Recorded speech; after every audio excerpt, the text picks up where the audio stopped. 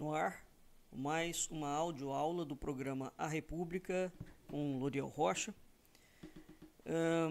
Este programa, primeiramente, vai ao ar pela Web Rádio Cultura Online Brasil e depois da transmissão, a aula ficará disponível gratuitamente no canal IMUB do YouTube.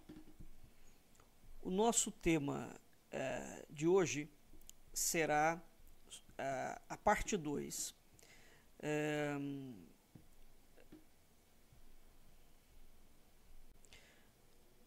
Do programa que foi ao ar dia 29 de abril, intitulado A Secular Campanha contra Portugal.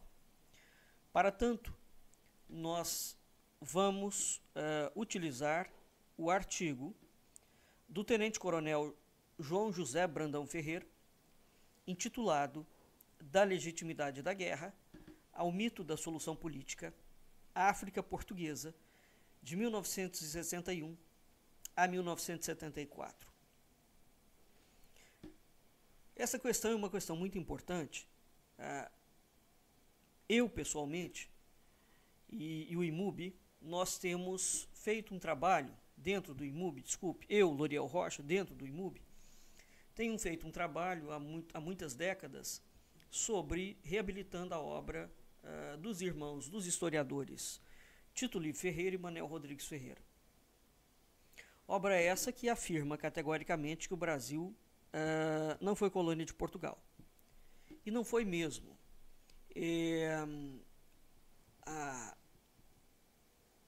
A perspectiva de que o Brasil foi colônia de Portugal, ela foi uma perspectiva, foi uma teoria inventada no esteio dentro da ideologia maçônica, e ela consta, o termo aparece oficialmente consignado pela primeira vez numa carta que Dom Pedro, ainda na condição de príncipe regente em 1822, manda ao seu pai Dom João VI em Portugal.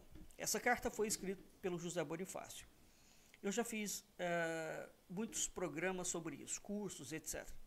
Não vou repisar aqui o assunto, mas estou tocando nesse ponto porque isso tem a ver com o artigo do Brandão Ferreira. Muito bem. A partir de 1822,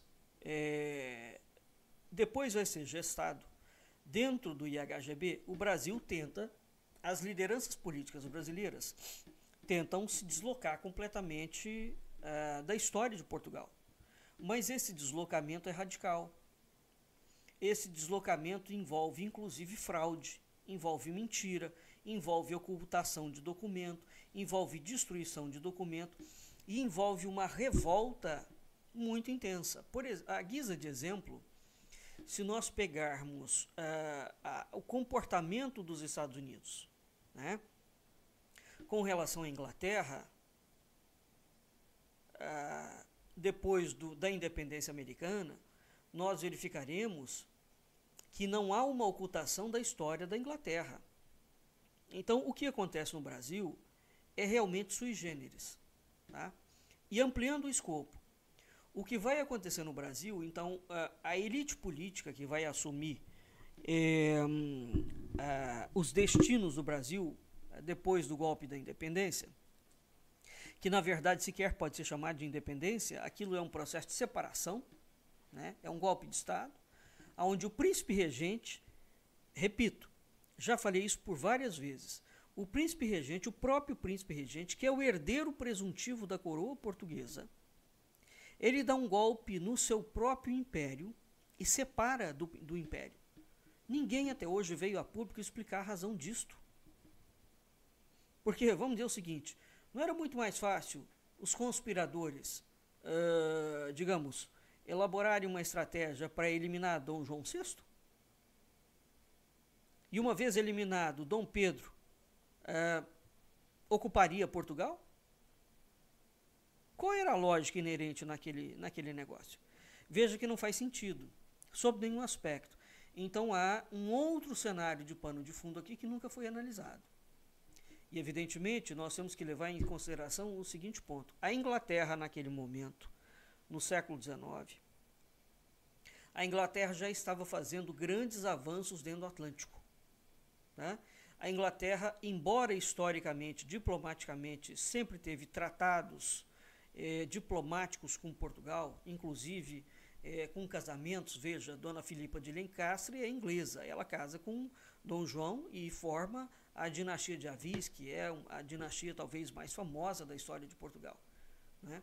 Apesar desses laços diplomáticos, isso não impediu a Inglaterra de atuar a vida inteira como uma grande inimiga da história de Portugal. Então existe uma situação ali, no século XIX, envolvendo um novo tipo de modelo de mundo, envolvendo a expansão britânica. A Inglaterra a Commonwealth, da Rainha Vitória, vai copiar, quase que ipsis literis, o projeto do Império Ultramarino Português, né? E a Inglaterra, posteriormente, vai tomar posse de territórios que eram portugueses. E a Inglaterra já estava tendo uma atuação diplomática e bélica dentro de toda a esfera do Atlântico. O fato é o seguinte, caros ouvintes, nós temos um cenário no século XIX que não foi ainda devidamente estudado, um cenário internacional, e contextualizado dentro da história brasileira, né? Então, dentro desse cenário, a primeira coisa que nós vemos é o surgimento de uma mentira, aqui no espectro político. Uma mentira diplomática que, teoricamente, não faz o menor sentido, porque o Brasil é Reino Unido, ele não é colônia, sequer a palavra poderia ser invocada nesse aspecto, para argumentar a separação. Depois que o Brasil dá o golpe da independência, a Inglaterra vai se esforçar enormemente para legitimar o golpe, tá? Esses estudos existem em parte. Logo depois, o Brasil vai aos banqueiros Rothschild, que é a maior casa bancária, e vai começar o processo de endividamento brasileiro, né? O Brasil, no Império, no primeiro Império e no segundo Império, começa a abrir as suas comportas para países como a França, como a Alemanha, como a Inglaterra, para tomarem conta do processo de mineração, do processo de indústria, de uma série de coisas. O Brasil é literalmente entregue. Tá claro? As potências estrangeiras, ou as potências que estavam em formação.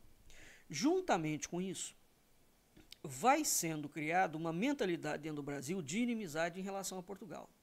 E aqui eu quero chamar a atenção para um fato. O professor Dr. João Pedro Marques, que é um especialista em escravidão, né, tem vindo agora a temática de que os brancos, e somente os brancos e os brancos europeus, têm uma dívida histórica. Bem, isso é uma narrativa de uma esquerda delirante, não é? Mas muito forte internacionalmente, que vem cobrando uma posição da Europa, mas eles só cobram dos brancos, por exemplo. Não existe nenhum enquadramento dos muçulmanos, não existe nenhum enquadramento dos judeus, não existe nenhum enquadramento dos próprios africanos no processo da escravização, é somente os brancos europeus e com especial destaque para Portugal.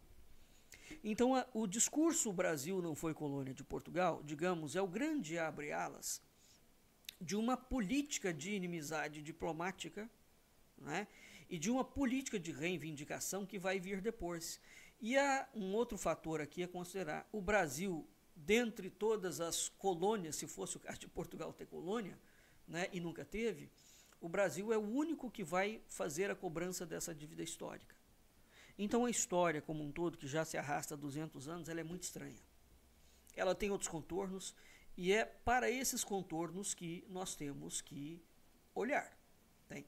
Bem, o artigo, agora entrando, o artigo do Brandão Ferreira, na primeira parte desta audioaula, nós relatamos os primórdios de uma questão. Quer dizer, existe uma campanha virulenta contra Portugal, desenvolvida pela maioria da comunidade internacional, essa campanha atual, com especial ênfase para os países do terceiro mundo. E veja, o Brasil é um dos grandes impulsionadores dessa campanha. Mas você fala, mas quem no Brasil? A elite brasileira esteve empenhada nisso e ela continua empenhada. Agora, uma vez que ela está empenhada em difamar Portugal, né, e tomar conta daquilo que era de Portugal. E em romper laços com Portugal, ela está trazendo quem para dentro do discurso? Qual é o poder? Então, essa campanha, apoiada no campo das esquerdas de uma forma geral, ela assenta na ideia do colonialismo. Tá claro? Então, é muito importante discutir essa ideia de que o Brasil não foi colônia de Portugal.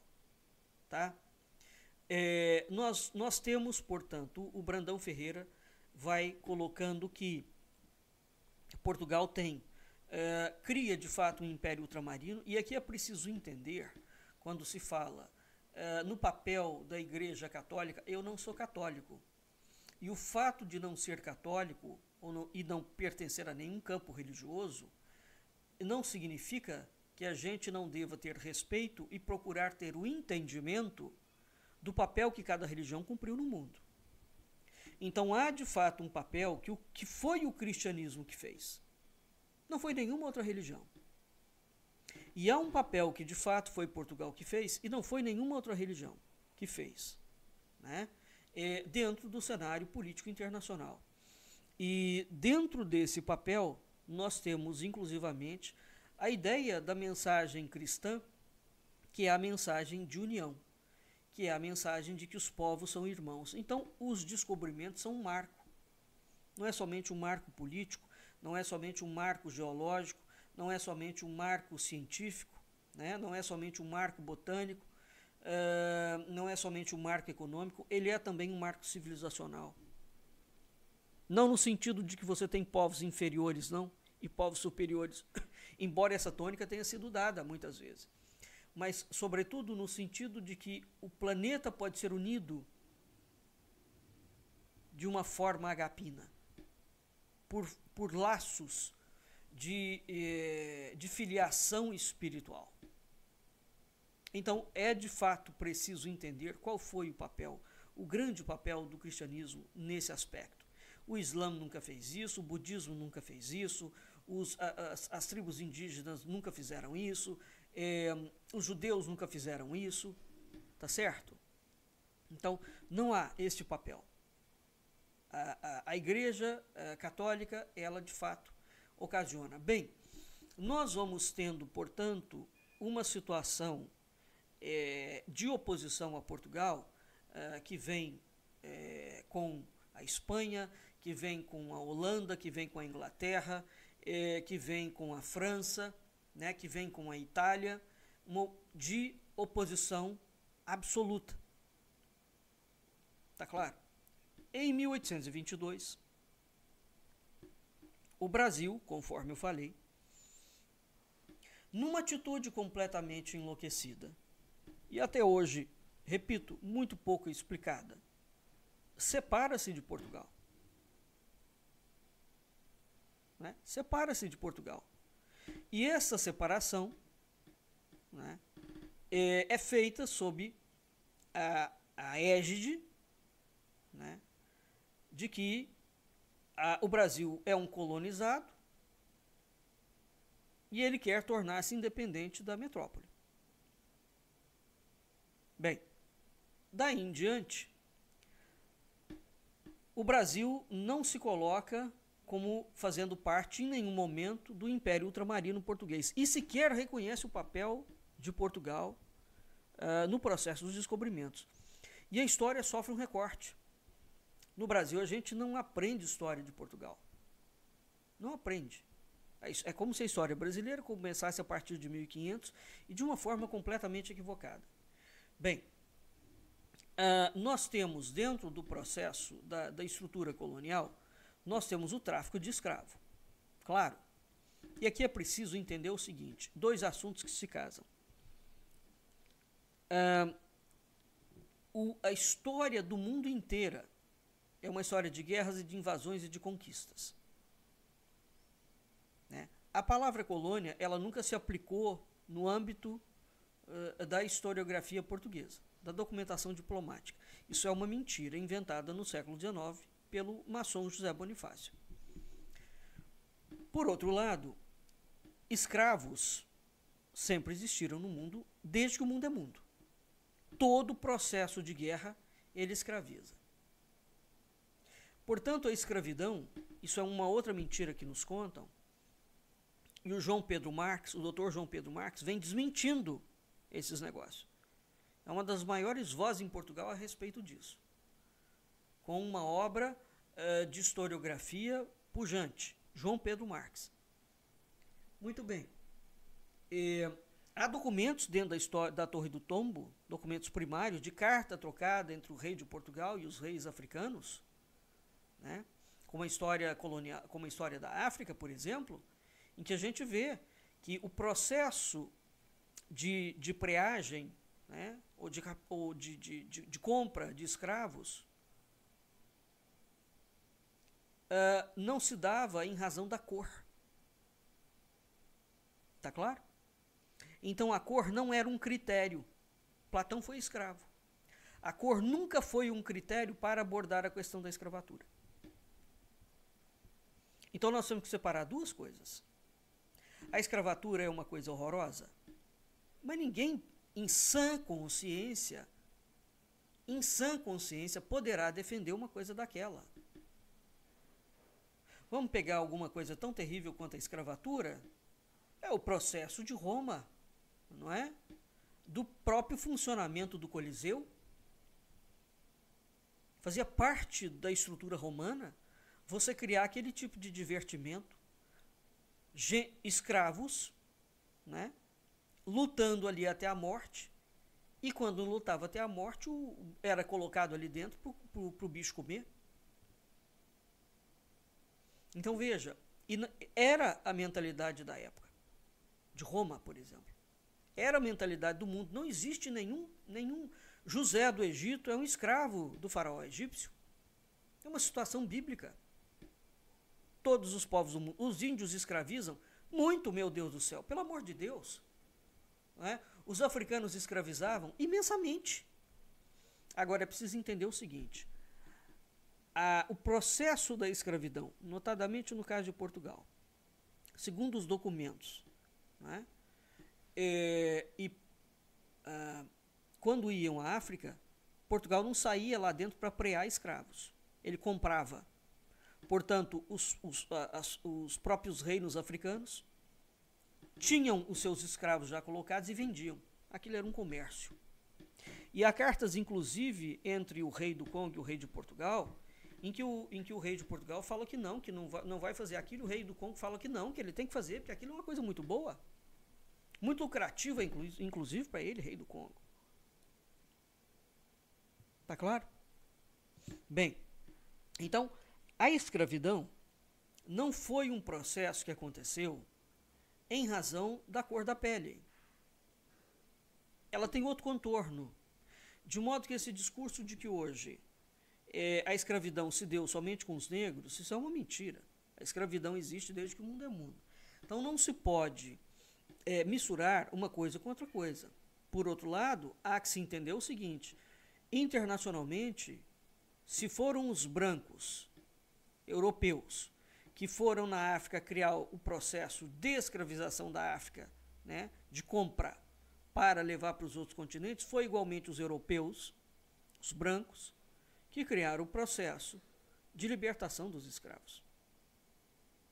Esse processo não veio do Islã, esse processo não veio da China, esse processo não veio da Índia, esse processo não veio da África, não veio dos índios, não veio de ninguém. Tá? Bem, então Portugal tem sido, no decorrer do século XIX, depois que o Brasil lança a mentira da colônia e entra no processo da independência, teve uma corrida por parte dos países europeus ocupando os chamados territórios portugueses no ultramar, nomeadamente em África. Tá claro?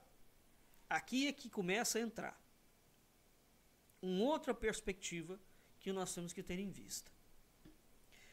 Esta ocupação, num primeiro momento, ela entra com um motivo filantrópico.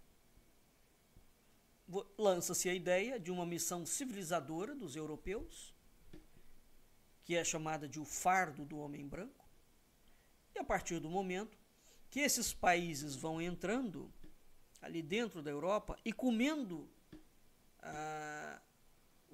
as chamadas partes do Império Ultramarino, nós vamos vendo uma campanha crescente contra Portugal. Né?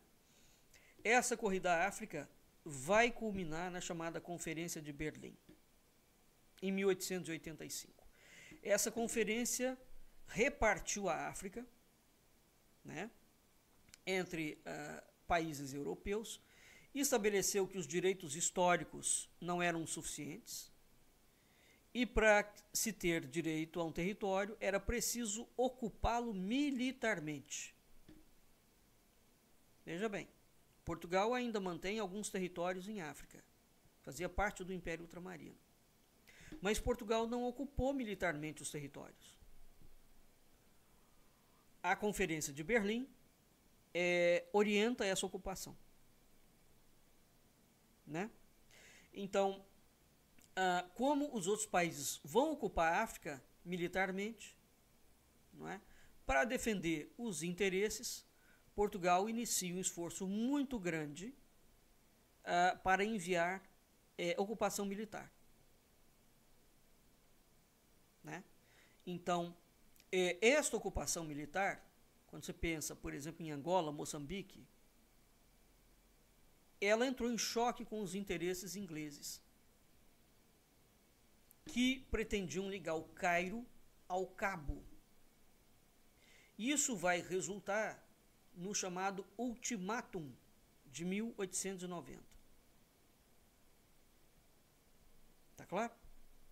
Então, quando você liga o interesse inglês de ligar o Cairo ao Cabo, significa que você vai atravessar a África e construir tipo um canal de Suez, um canal do Panamá, em que você liga o Atlântico ao Índico, ao Pacífico.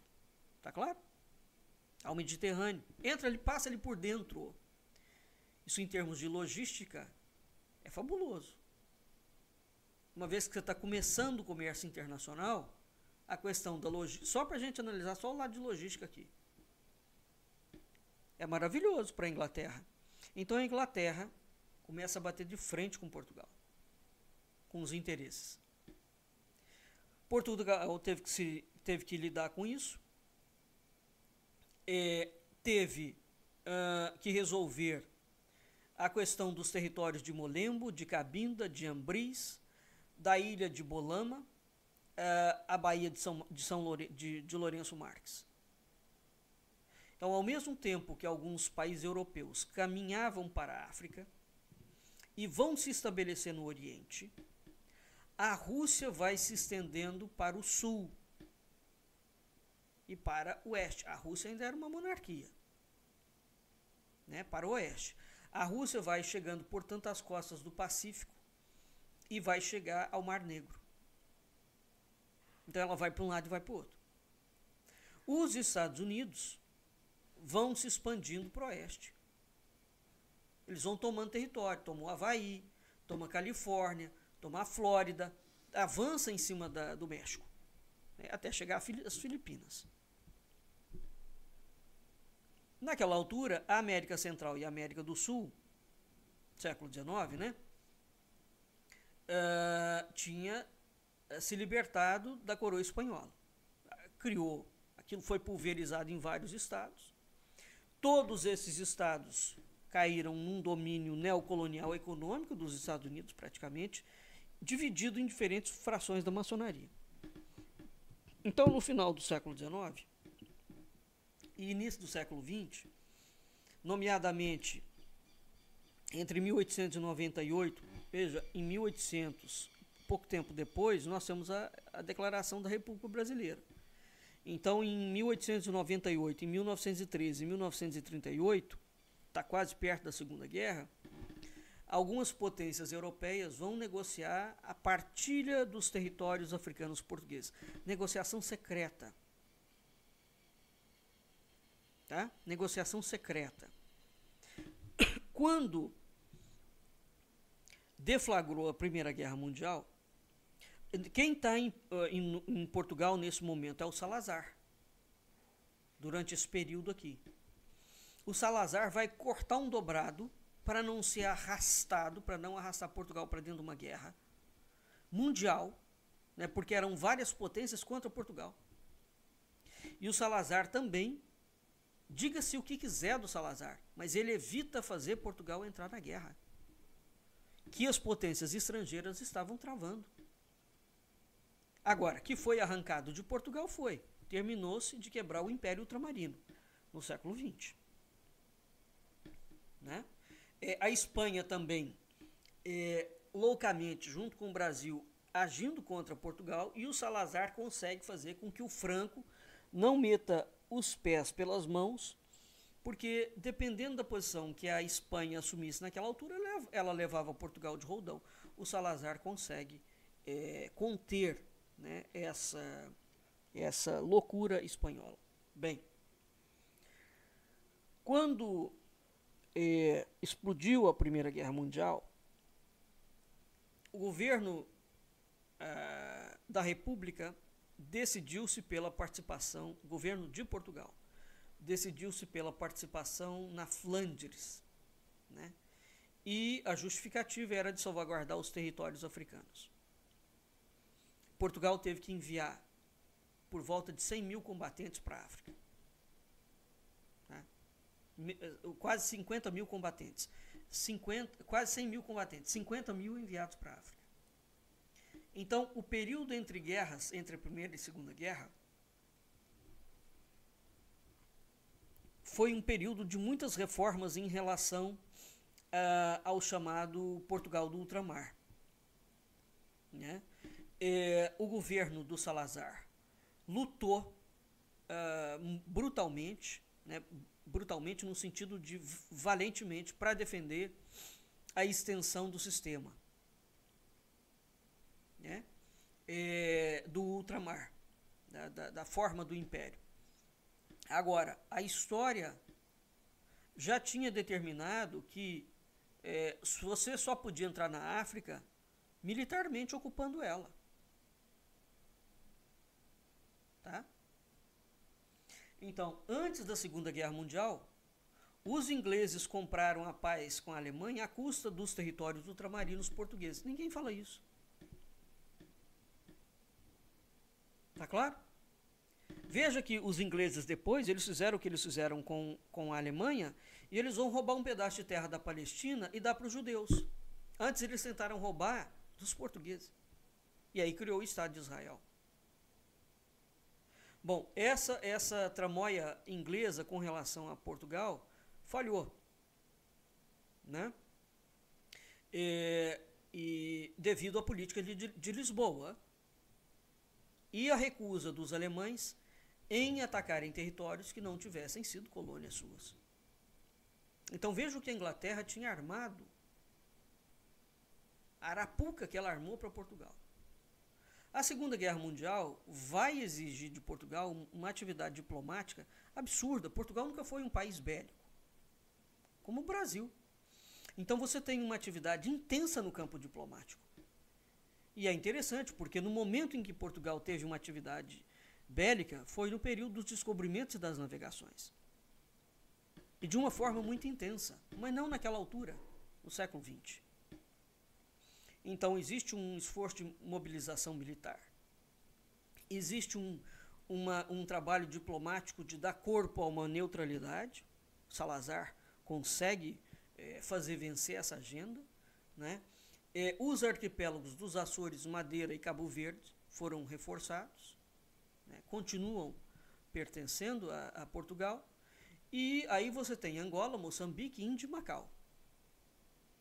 Bem, no conjunto dos territórios portugueses, o Timor foi o único que parece ter sido impossível de defender militarmente. E ele foi ocupado primeiro por australianos, holandeses, japoneses, e a administração portuguesa foi presa. Tá? A partir do final da Segunda Guerra Mundial, deu-se início a uma campanha para expulsar os europeus dos seus territórios e de outros continentes. O desenrolar da guerra abala o prestígio europeu, porque veja, a Europa, quando Portugal ocupa os territórios, olha, gente, é uma questão de seriedade, tá? Toda ocupação ou governo é bom? Não, não é bom não. Mas existem atos. Portugal nunca criou sistema de apartheid, por exemplo. Portugal nunca criou sistema de segregação, por exemplo, racial. Isso não existe, tá? Portugal nunca criou o sistema de escravagismo e de mortandade dos povos conquistados.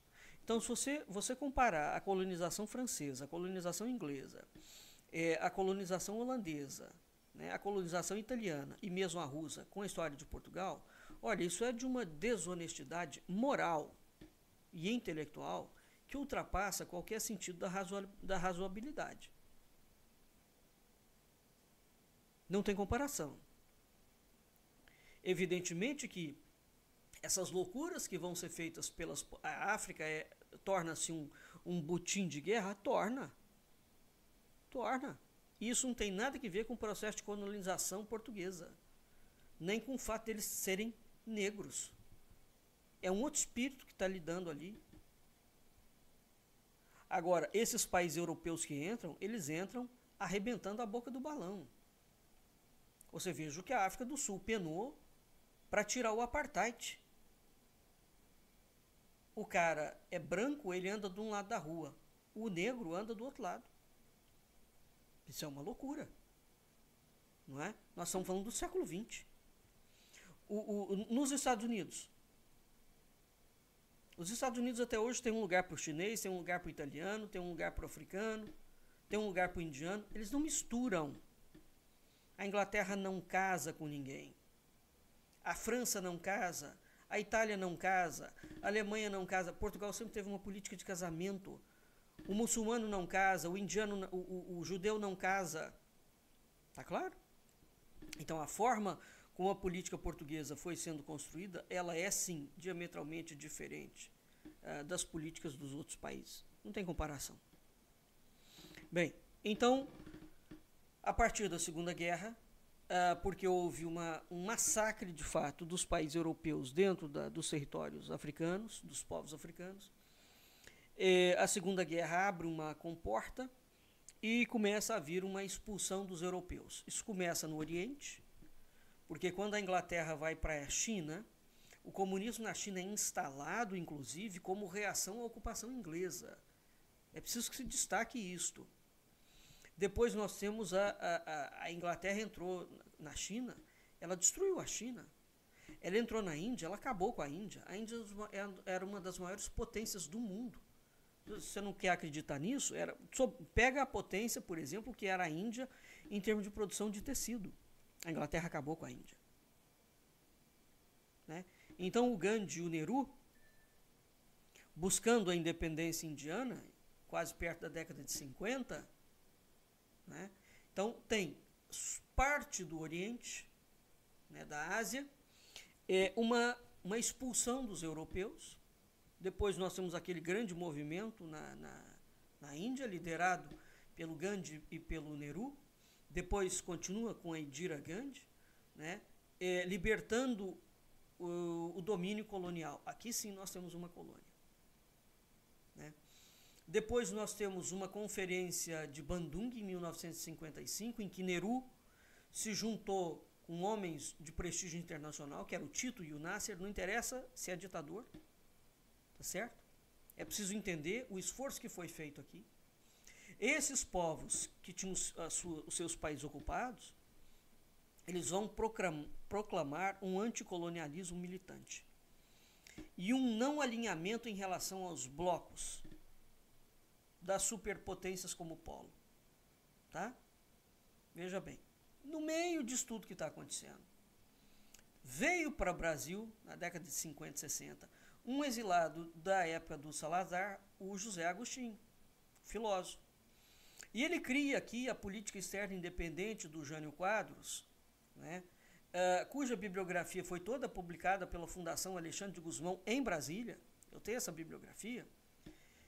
O Agostinho, através do Zé Aparecido de Oliveira, que era secretário particular do Jânio, e o Jânio cria política externa independente, e essa política envolvia a criação de um eixo sul-sul, aquilo que os BRICS vai vir a ser depois. O Agostinho já falava na década de 50 e 60 que a África, a China, a Índia, né, seriam grandes potências no século XXI. Ele via aquilo claramente, o cenário para ele era completamente correto, certo, cristalino. Agostinho foi profético. Tá? Então esse movimento que vai surgir depois e que cria um rastilho de pólvora, legítimo, diga-se de passagem, né, que vai querer tirar a ocupação dos interesses russos, dos interesses europeus, dos interesses americanos, né, esse clamor desses povos que tem que ir traçando uma diplomacia para criar um alinhamento.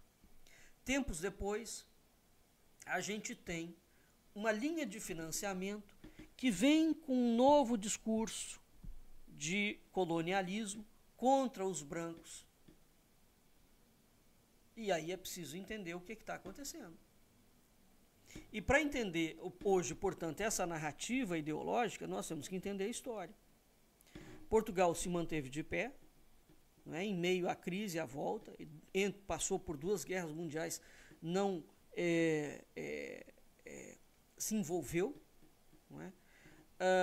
A todo custo o Salazar manteve essa política diplomática de neutralidade. E veja, não era a intenção, nem na Primeira Guerra, nem na Segunda Guerra, nem da Inglaterra, nem da Europa, deixar Portugal neutro. Bem, então, o que vai acontecendo? Portugal ainda tem uma parte em África, do Império Ultramarino. Não é só a estrutura geopolítica que está mudando, a estrutura de comércio está mudando. Né? Então, vem uma subversão em Angola, em 1961, nós estamos no período de Salazar. O Salazar fala claramente que sem a África, a Europa e o Ocidente não poderão sobreviver. Né? Então, o MPLA de Luanda cria um ataque, evidentemente, que a gente pode chamar de guerrilheiro. Entende? Ou é uma reação? Tá claro? Ora, o movimento do MPLA foi um movimento muito sério, violentíssimo. Eles chacinaram selvaticamente milhares de brancos, pretos, mestiços, com uma clara ideia de provocação de pânico, de originar fuga, de quebrar a vontade portuguesa de lutar. Em compensação, a população de Angola, tá, como esses movimentos que os americanos criaram dentro dos países muçulmanos. Eles financiam os trecos, põem terrorista ali dentro, eles começam a matar todo mundo para falar que a culpa é do governo. Bem, a população de Angola comeu o pão que o diabo amassou com o rabo. Tá? Portugal reagiu, né? E em menos de 6 meses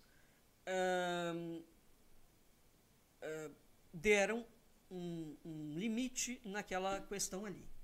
Tá? Agora, essas lutas duraram 14 anos. Isso vai se estender até a década de 70, 80. Tá certo? Você tem, portanto, Portugal vai ter, naqueles poucos países que vão restar, ainda, Angola consegue a sua independência, não é? Existe um movimento de guerrilhas que começam a existir dentro de Indamão, em Dil, né? Em Angola, em Timor. Você tem uma série de guerras que vão sendo criadas. Tá? Ora, Goa, Macau, Guiné, Moçambique, A subversão da Guiné vai acontecer na década de 60, a subversão em Moçambique na década de 64. Já não apanha Portugal desprevenido, porque você já tem um rastro de pólvora incendiado por toda a África, por toda a Índia, por toda a China. A Ásia foi atingida ali. Um outro rastilho foi criado quando novamente a Inglaterra, juntamente com a Alemanha, rouba a Palestina. Isso é o fato, tá? Rouba território da Palestina e impede os palestinos de terem território. E aí a gente vê isso até hoje nessa loucura que está acontecendo, nesse crime de guerra que está acontecendo agora com a atuação de Israel dentro da faixa de Gaza. Aquilo ali é crime de guerra mesmo. É assassinato internacional. Por muito menos eles botaram a coleira no ditador da Sérvia. O que esse sujeito de Israel está fazendo, esse Netanyahu, não tem precedente. Não tem guerra nenhuma aqui. Tem um grupo de terroristas, ou que ele fala que é terrorismo? Tem. Mas aquilo ali é argumento para você chacinar a população inteira? Não é. Sobretudo quando você tem um sistema de inteligência. Então, enfim. E agora aconteceu essa morte do presidente do Irã. Um helicóptero caiu com várias autoridades. Bem, o governo do Irã já disse que a coisa continua e que não faz a menor diferença o cara ter morrido. É um aviso para Israel. O fato é preciso entender, então, como é que acontece aquela balbúrdia toda que vai depois aparecer como guerras intestinas dentro da África, dentro da Ásia, dentro do Oriente Médio. Esse treco começa em razão dessas loucuras que são tecidas. A Inglaterra é um grande elemento de desestabilização. Quando a gente fala em Inglaterra, nós estamos aqui pensando, e é preciso que se dê nome aos bois, aos poderes neoliberais. Porque essa gente financia tanto o movimento de direita quanto o movimento de esquerda. Desde que o capital, para eles, esteja ocupado. Então eles não têm limite, eles não têm fronteira. Eles querem um mundo para eles, para instalar o que eles querem, do jeito que eles querem.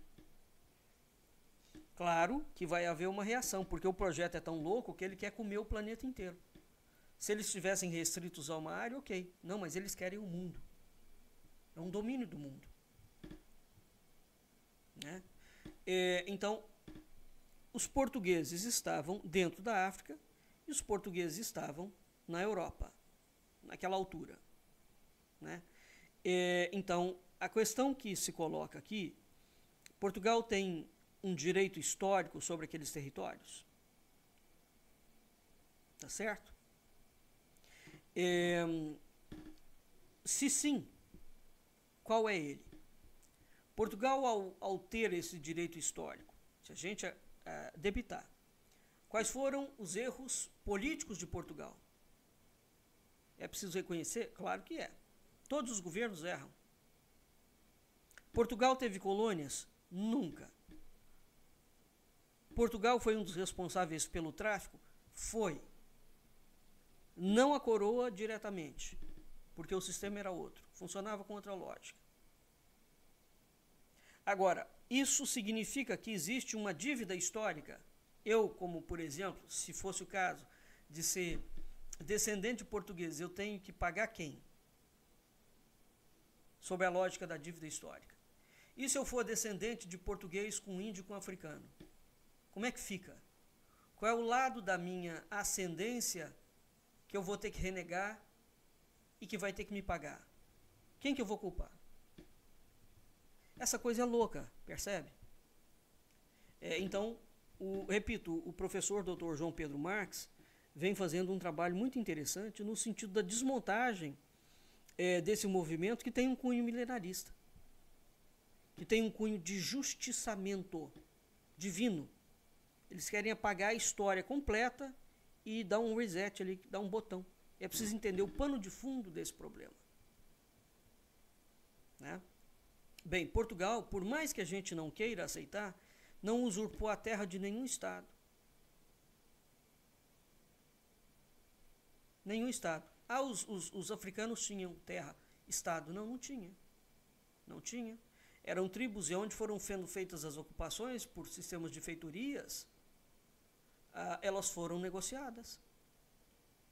As ações portuguesas não são isentas de erros e não são isentas de críticas. Mas é preciso separar alhos de bugalhos e é preciso analisar à luz da época o que foi feito e não segundo os conceitos ético-morais, filosóficos e políticos de hoje. Isso é uma loucura. Aqui é que está a loucura. Eu não posso pensar o que Roma fez 2000 anos atrás com o pensamento de hoje, ué. É como se eu tivesse levantado o tempo. Aí quem levanta o tempo é o Islã. O Islã é que vive na eternidade de Maomé. Né? Então, o Algarve, por exemplo, não pertencia a Portugal. Ele é incorporado à coroa portuguesa 200 anos depois de Afonso Henriques ter se tornado rei do condado portucalense. E por que não é pedida na ONU a descolonização do Algarve?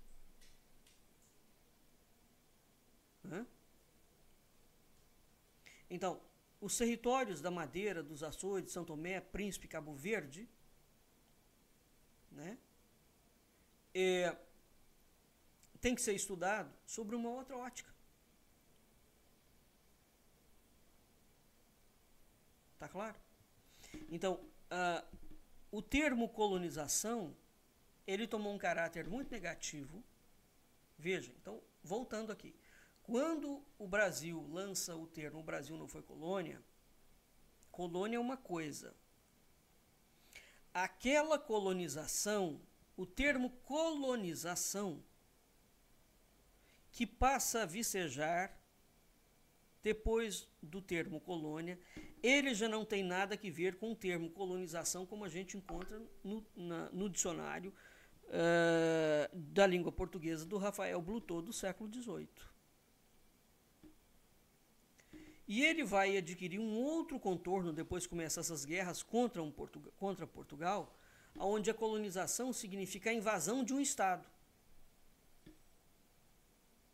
Vocês estão compreendendo o encavalamento aqui?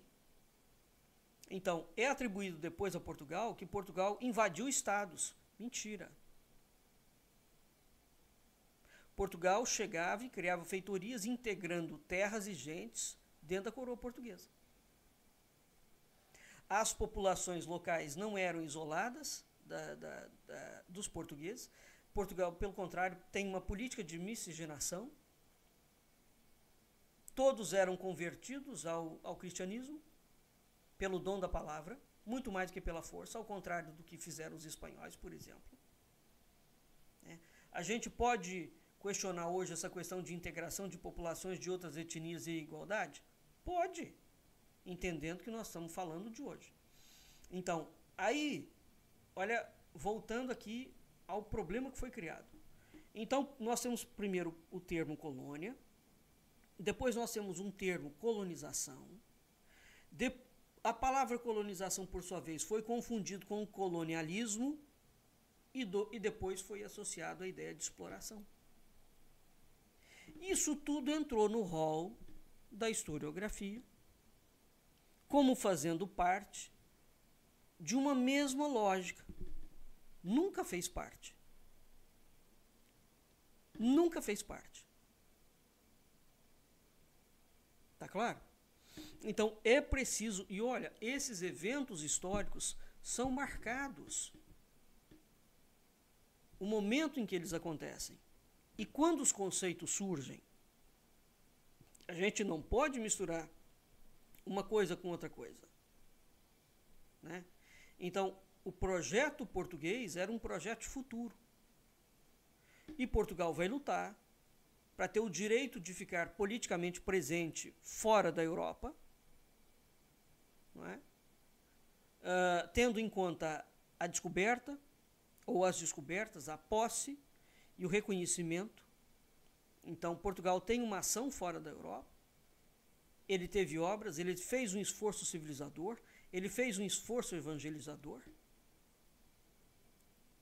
Né?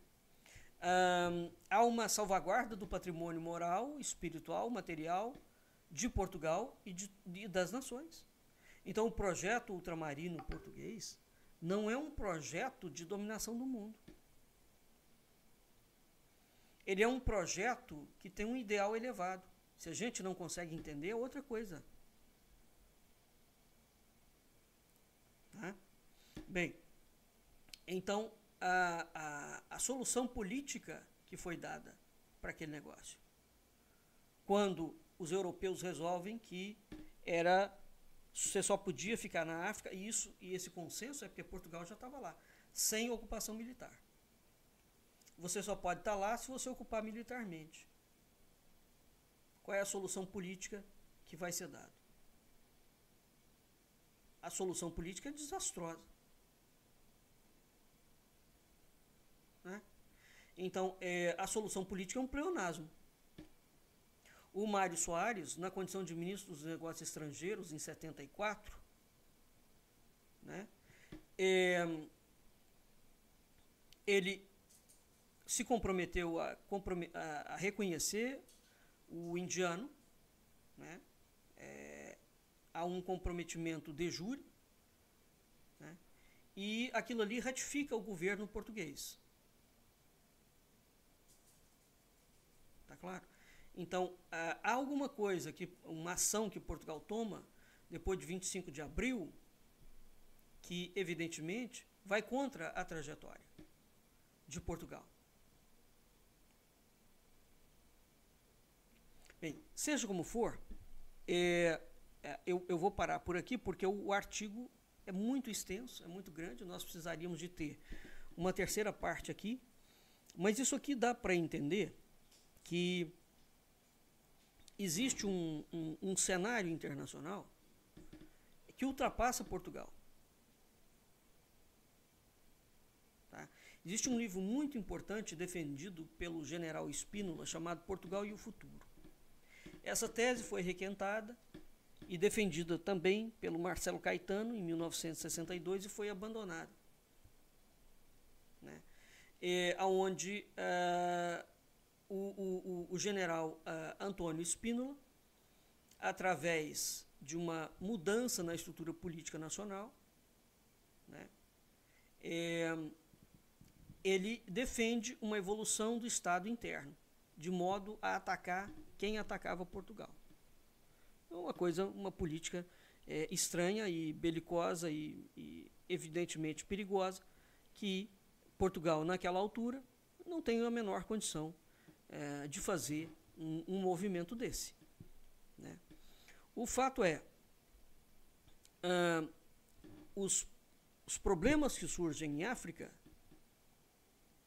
deita por terra grande parte do Império Ultramarino. Agora, o que está se descobrindo? Que, de fato, é aquela antevisão do Agostinho da Silva, que a África e a Índia, a China, sobretudo a África, veja, que está sendo descoberta a riqueza de Angola, de São Tomé de Príncipe, diamantes, petróleo, enfim, serão consideradas, em poucas décadas, uma das nações mais ricas do mundo. Naquela altura, ninguém sabia disso. Então, o projeto, não se pode acusar o projeto de ser um projeto eminentemente mercantil, porque não se tinha conhecimento desse negócio. Né? Então, é preciso olhar o Império Ultramarino Português com outros olhos. Tá? Isso significa que a gente não pode rever e criticar a atuação portuguesa? De modo algum. Tem que se rever e criticar, mas não para reescrever a história. Revisionismo não. Tá? Bem, nós vamos ficando por aqui, e aqui eu quero finalizar conclamando, neste momento, a todos ajudarem o Rio Grande do Sul da forma que for possível. As vítimas precisam de água, roupa, calçado, cobertura, ração para os animais, brinquedos, itens de higiene pessoal, roupas íntimas, agasalhos. Os Correios recebem gratuitamente as doações e enviam para o Rio Grande do Sul. Então você pode entregar os itens em qualquer agência do Correio. Você também pode ajudar instituições atuantes. Tem várias disponíveis, tá certo? Nós vamos ficando por aqui e até o nosso próximo encontro.